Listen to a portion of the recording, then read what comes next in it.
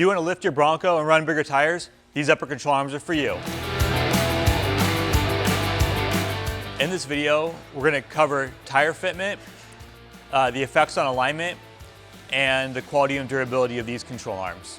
A lot of people don't know, but the upper control arm actually dictates where your tire ends up in the fender well, both front to back and side to side, which dictates tire clearance, rubbing, things like that. And so we've specifically designed these to fit up to a 37-inch tire. When it comes to aftermarket upper control arms, it's important that they work with other aftermarket parts.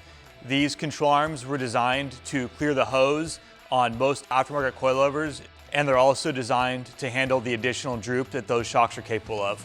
Lifting your Bronco affects the alignment and can result in reduced caster and sometimes changes in camber that aren't desirable.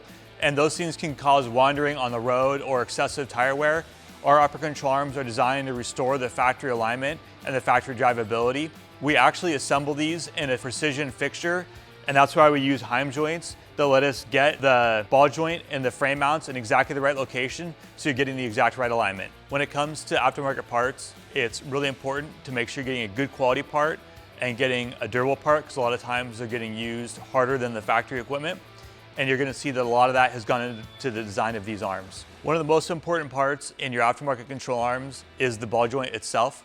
The OEM ball joints use plastic races, which can wear out and don't do well with heavy loads. Our ball joint uses an all-metal design, which is much more durable and heavy duty and will last a lot longer, especially in hard conditions. The second thing is that we have completely sealed our ball joint.